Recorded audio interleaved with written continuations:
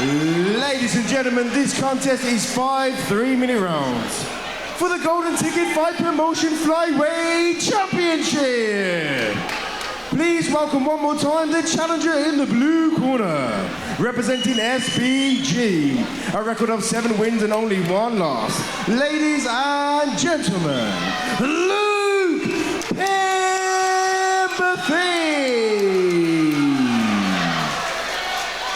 And his opponent in the red corner, the champion, representing Fearless MMA, a record of 5 wins, 8 losses, and only 1 draw.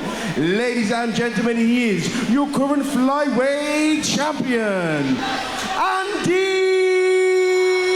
Yates. Andy Yates getting set to defend the flyweight amateur championship for a 2nd time. Taking on a really tough Luke Penberthy, 7-1, 7 submissions, 3 of them in the first round. Could be the toughest test of Andy Yates' championship reign. Yeah, I'm really looking forward to this fight. There's fireworks straight from the off. Spoke to Ryan Hewitt, who's in the corner of Andy Yates. Andy Yates has changed camps actually since he last competed. He's over at Fearless now, and Ryan Hewitt said we're going to see a different Andy Yates in this fight. Oh, and that's a scary prospect because he was a very good, dangerous fighter in the first place. It's certainly, we can see it in his aggression. Oh, and there's that submission attempt. Beautiful. SVG. So dangerous on the ground. Absolutely. And again, I mean, take a look at the corner. You got Dangerous Davey Grant made the way back from UFC last weekend. Just one of the nicest men you'll ever meet in all of your life, let alone combat sports.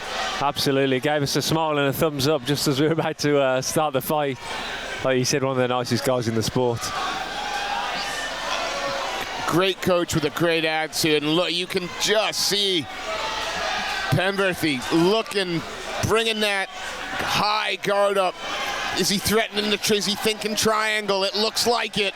Yeah, as soon as you see those legs come up, you know that they're thinking some kind of submission, whether it be triangle armbar, but he's currently using it to control the position on the ground, not let Andy Yates create any space to land any ground and pound. Yeah, Yates can't let that right leg come up and over. It's somewhat like a mission control position here. Yeah.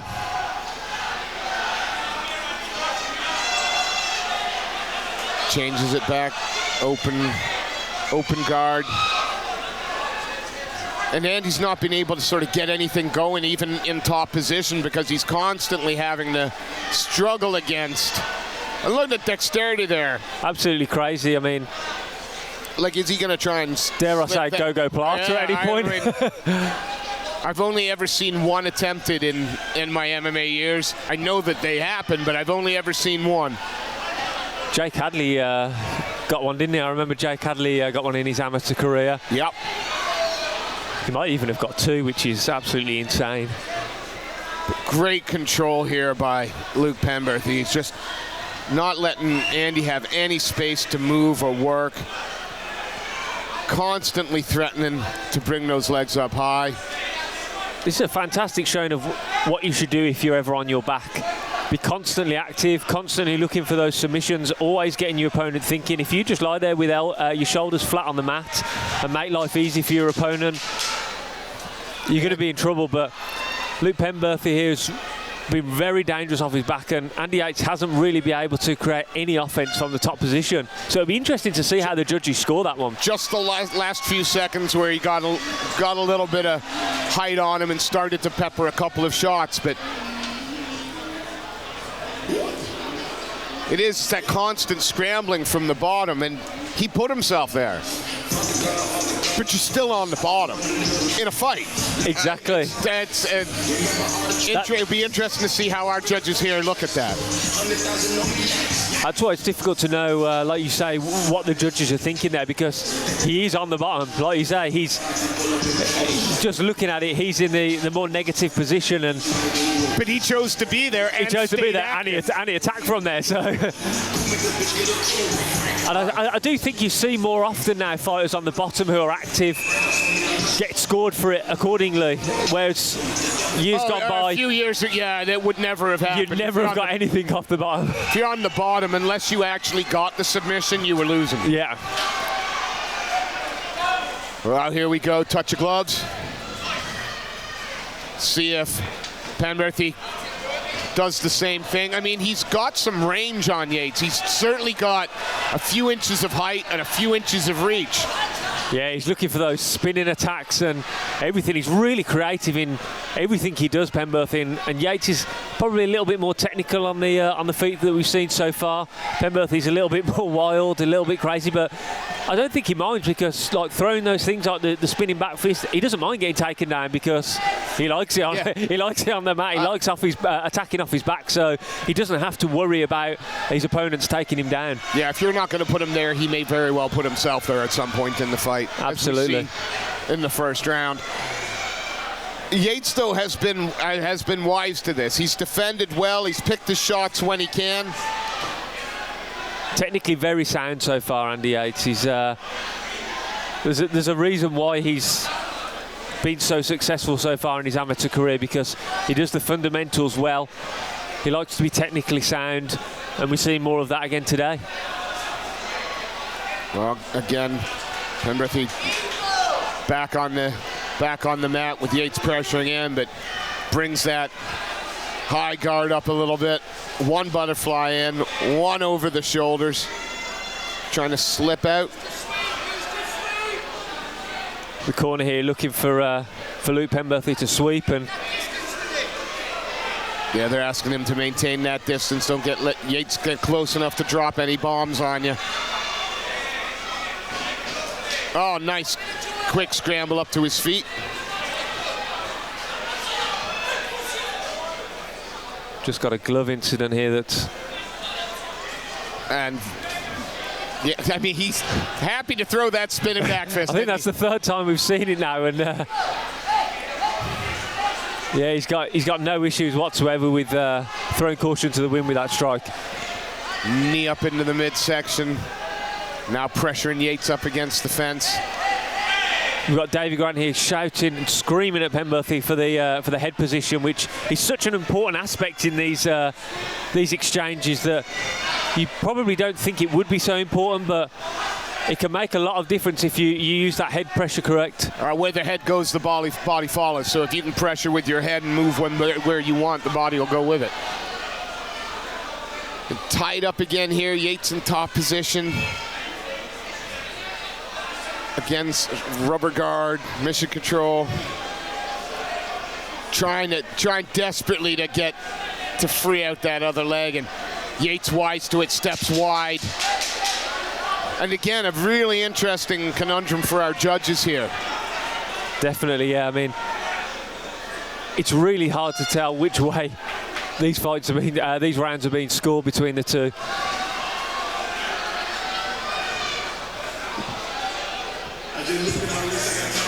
Just looking at Luke Penberthy as he returned to his corner. I don't know whether he's injured his finger or whether it's an issue with his glove. But they're just taking a look there at his hand as well. I don't know whether he's caught his finger and maybe dislocated it or Jack something. The finger out, yeah. Animated Davey Grant in the corner. Use some distance. Don't forget the uppercuts. And then Jake Hadley giving some advice to his fellow flyweight.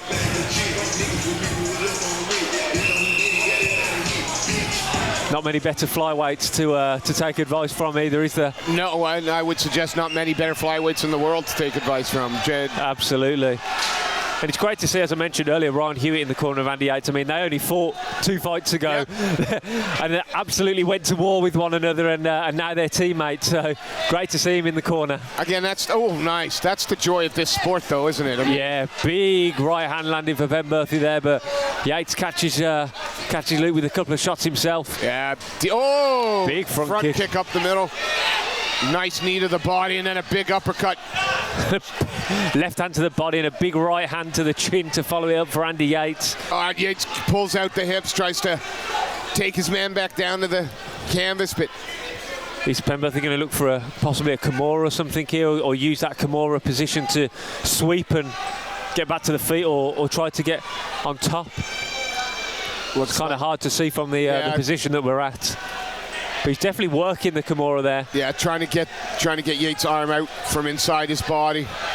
Yeah, Yates defending it well there, like you say, inside the body. Make sure that keep it nice and tight to your own body so it can't be extended, and he's got free from the potential submission attempt there. And steps over into half guard. Could be his best position he's been in on the ground for the fight.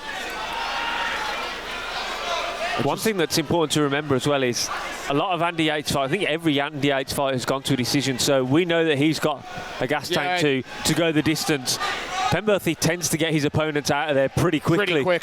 So is that going to have any kind of impact the later on in this fight that we go? Well, over half of his finishes have come in the first round, but then with 7 finishes on your record out of 7, he does like to finish, but Yates doing everything right now.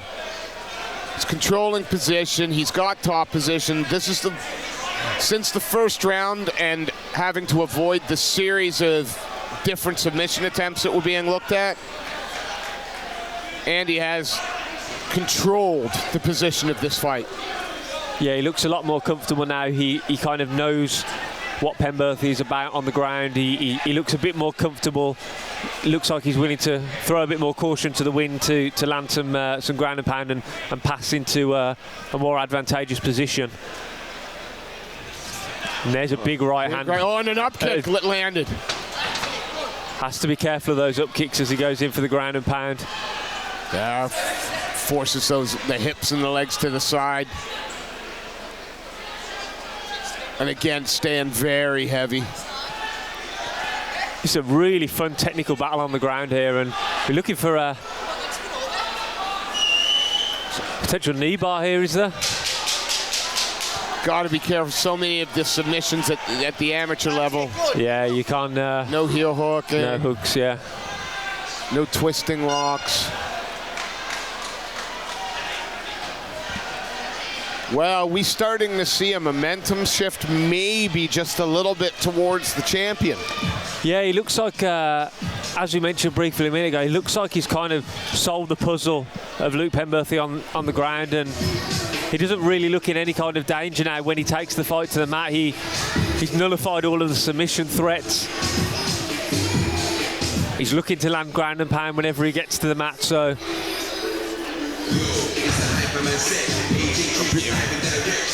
I mean, David Grant is a far better person to be giving his fighter advice in the corner than I am, but I'll be tempted to say try and keep this standing for a little bit, because did I just see a crane kick being used there by David Grant? I think we did, yes. Are we going to see a bit of Karate Kid happen in the next round?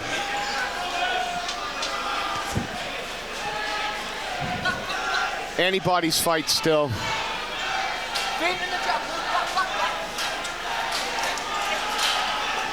Just listening to David Grant here, he wants Luke Penberthy to throw out the jab, quick jabs, and then looks like he's looking for that jumping crane kick, as you mentioned. There it is. There it is.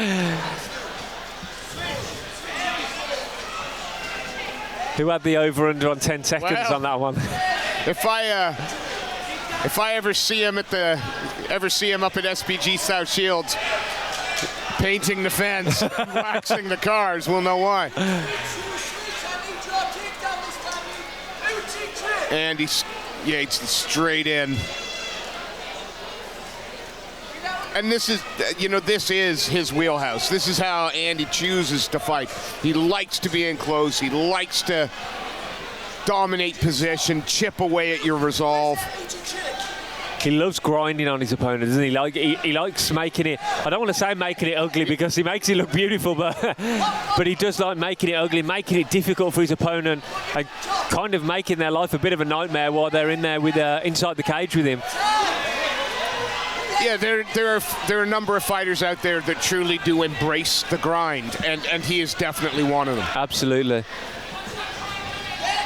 Cardio for days. Gets turned into the fence, though. And then reverses again. So we get a little do-si-do against the fence line now as they keep turning it. You're looking to pull guard here. Yeah, I mean, just that weight hanging down on you. But Andy stays strong, doesn't allow himself to collapse in. Real battle of attrition for position here. Yates trying to just posture, get that. Just nice.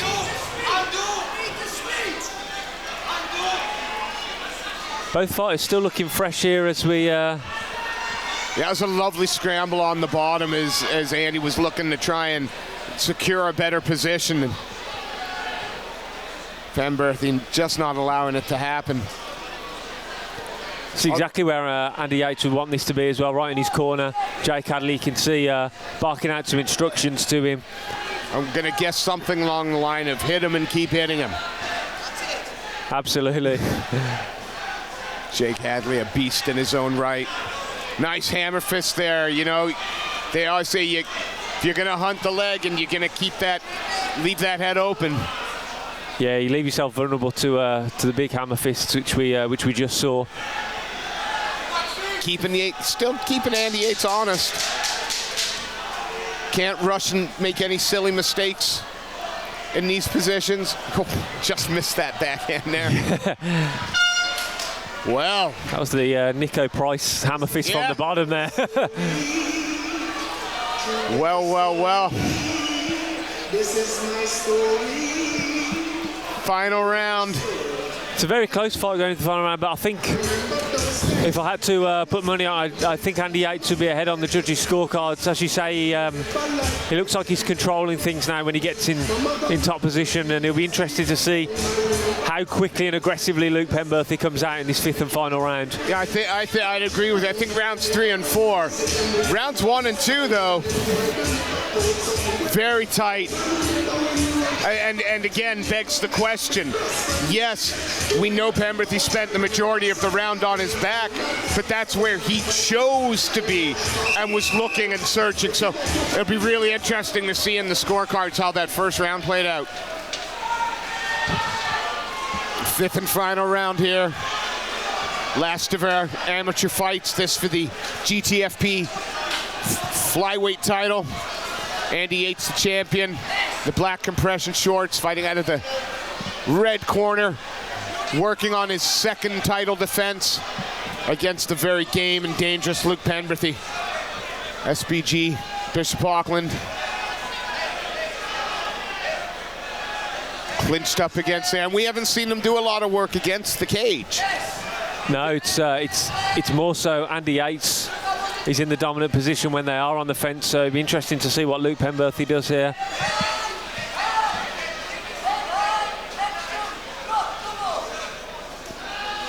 Here the corner again.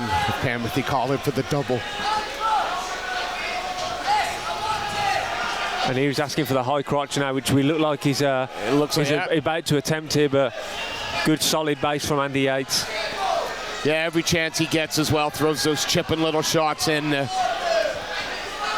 Keep Penberthy honest.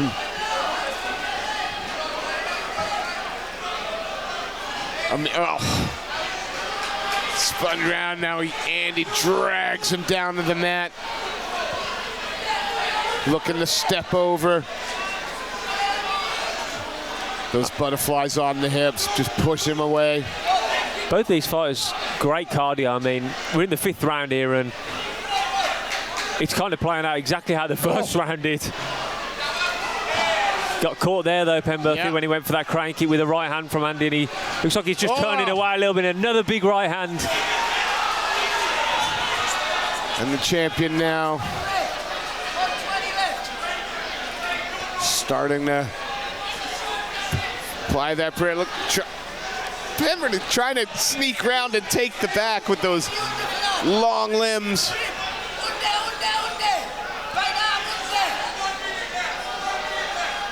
Screaming from the corner for him to get his right arm under. Yeah, needs to create some separation here and let it all go in the last minute of this final round, I think. Yeah, time is not his friend now, but he's still trying to work his way round to the back, trying to maybe pull guard.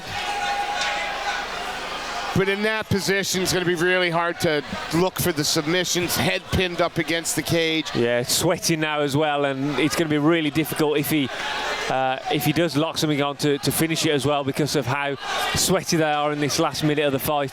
Still trying to land those up kicks. Yeah, a couple of them landed nicely there, but Andy Yates just steps away and says, come on then, let's go again. And up he gets, and now we're going to see that slugfest that you wanted for the last few seconds. 10 seconds left in this one. And Penberthy's finishing strong here. I mean, Andy Yates is just covering up. He lands a left hook there, but a real flurry to end the fight, and what a great 5-round war between these two guys. Phenomenal. And look, they both look like they could probably go another couple if they needed to. Competitive title fight here. Definitely, it'll be interesting to see how the judges scored those first couple of rounds with Penberthy choosing to take the fight to the mat and be on his back and attack for the submissions. And you know, if you would all buy into the Tapology rankings and whatnot, Andy Yates, 21st out of 156, just beat the number 5th ranked amateur lightweight in the country. So Andy Yates' stock is going to rise should he get the decision here. Definitely, and I think we saw new levels to his game. He looked a lot more controlled aggression, yeah. Not quite as passive. And I don't mean that he fought boring, but he was more aggressive now. Definitely. Fighters!